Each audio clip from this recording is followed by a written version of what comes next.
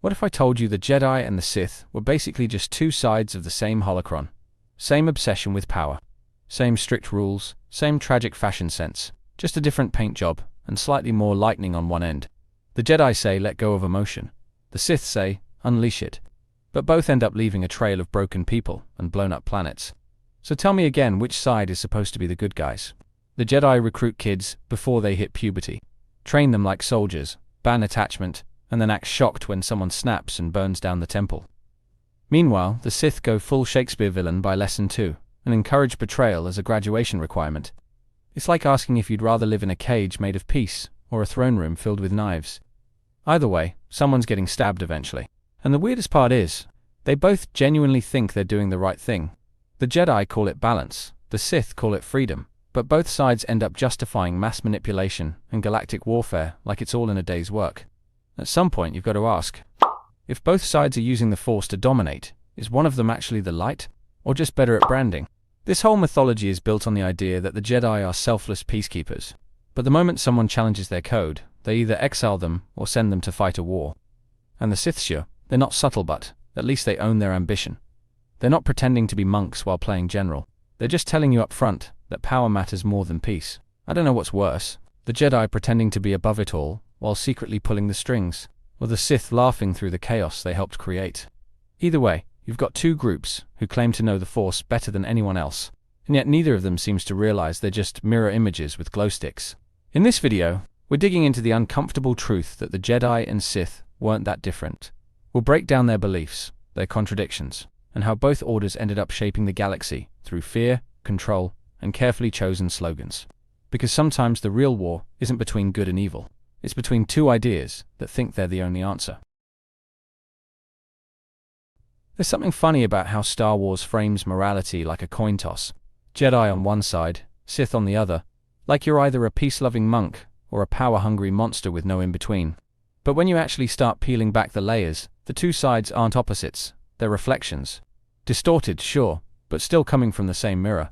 They both worship control. They just disagree on who's allowed to have it. The Jedi say peace is the goal, but they use violence to get there every single time. They wield the Force like a weapon, decide who gets trained, who's ready, who's dangerous, and who needs to be exiled to the Outer Rim. Meanwhile, the Sith just skip the lecture and go straight to the lightning bolts. But fundamentally, it's the same idea. Power must be concentrated and disciplined, just framed through different narratives. And look at their obsession with hierarchy. Jedi have masters and councils, Sith have apprentices and Dark Lords. It's not a free-flowing democracy on either end. It's strict, top-down authority wearing different costumes. Both sides obsess over legacy, lineage, and control over who learns what and when. That's not a moral divide. That's branding. Even their views on emotion line up more than people think. The Jedi suppress feelings and call it clarity. The Sith weaponize them and call it strength. But in both cases, emotion is dangerous unless you're the one in charge of it. There's no middle ground.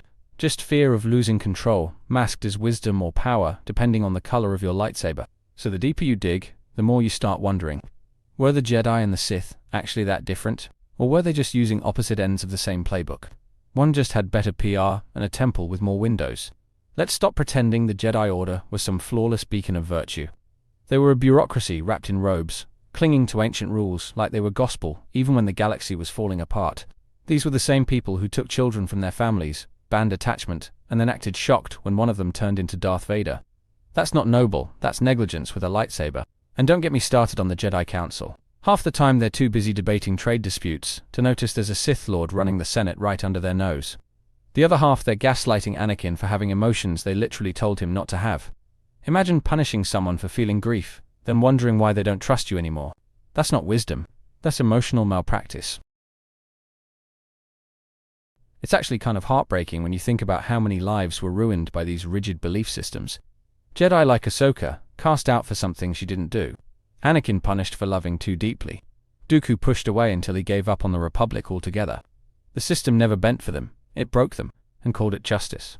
The Jedi told themselves they were serving peace, but their fear of change led to silence in the face of corruption. They saw the signs: the rise of Palpatine, the cracks in the Republic, the war machine spinning uphand did nothing. Not because they were blind, but because they couldn't imagine a world where their rules were wrong. And then there's the clones.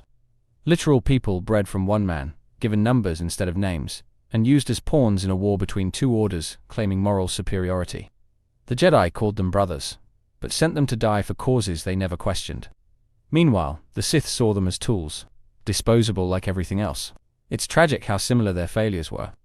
Both sides underestimated the cost of their own ideals. Both trusted systems instead of people. Both clung to codes that made them feel righteous, even as they destroyed everything they claimed to protect. And in the end, the galaxy paid for it. There's a sadness in realizing that the war wasn't just fought on battlefields, it was fought inside people who never had a choice. People pulled between dogmas that refused to change, and were shattered because of it. And yet, you have to admit, there's something mesmerizing about how it all played out. The Jedi and the Sith, locked in this ancient struggle, each believing they're the rightful heirs to the Force. It's like watching gods go to war with philosophies as their weapons. The scope of it is massive. Biblical, operatic even. You've got Yoda, 5-foot legend, dropping entire battalions with a flick of his wrist, preaching peace while flipping through the air like a force-powered ninja. Then you've got Sidious, hurling lightning while laughing like he's directing the end of the world. These aren't just warriors. They're symbols of belief systems colliding in the most dramatic way possible. Every duel meant something. Obi-Wan versus Anakin wasn't just a fight, it was a collapse of faith. A Jedi trying to stop a brother from becoming what the Council feared. Vader versus Luke wasn't just a redemption arc, it was the Force trying to balance itself through a father and son who saw each other beyond ideology.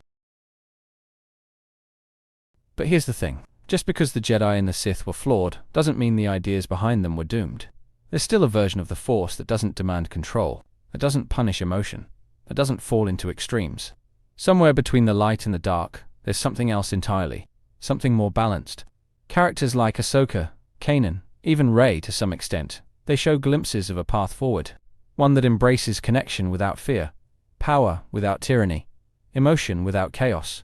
It's not about choosing a side, it's about choosing truth. Not the one you're told, but the one you feel. The galaxy doesn't need more dogma, it needs compassion. It needs people who understand that balance isn't a rulebook, it's a relationship with the Force. Messy, evolving, unpredictable, just like life. And it's those grey spaces, those quiet moments between the battles, where Star Wars really shines. There's a reason the best moments aren't always the fights. Sometimes it's Luke throwing away his lightsaber, or Ahsoka walking away from the Order, or Leia sensing her son's pain across the stars. These aren't acts of allegiance. They're acts of clarity, of understanding what really matters. Hope doesn't come from following the Jedi or joining the Sith. It comes from rejecting both, and finding something more human in the Force than either side ever allowed. In the end, the tragedy isn't that the Jedi fell, or that the Sith rose. It's that they were both trapped by their own ideologies. Each thought they had the answer, each refused to listen. And in that stubbornness, they doomed not just themselves, but the galaxy they claimed to protect. The Jedi feared power without control. The Sith craved it without consequence. And in that tug of war, they both lost sight of the people in the middle. The ones without temples, or empires. The ones just trying to survive, while Titans played chess with their lives. Palpatine didn't win because he was strong. He won because both sides were too proud to adapt, too rigid to change, too busy judging each other to realize they were speaking the same language in different dialects. One in robes, the other in shadows. Both obsessed with order. But maybe that's the real lesson of Star Wars. That the Force isn't about labels or titles or doctrine. It's about choice, and how we use the power we're given. Not just for ourselves, but for something greater. Because if the Jedi and the Sith proved anything, it's that believing you're right doesn't mean you're good, and branding something noble doesn't make it true. Thank you for watching the whole video.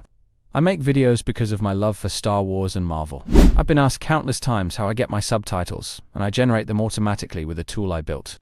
That same tool can be used here on my website.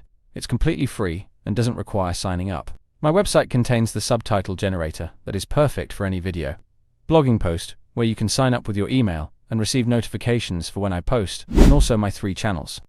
Critical Analysis Hub focuses on Star Wars and Marvel movies. Critical Analysis Hub Plus looks at Star Wars and Marvel shows. And Critical Analysis Hub XP centers on video games, like The Last of Us series, Jedi Survivor, and GTA 5. Thank you for being a fan.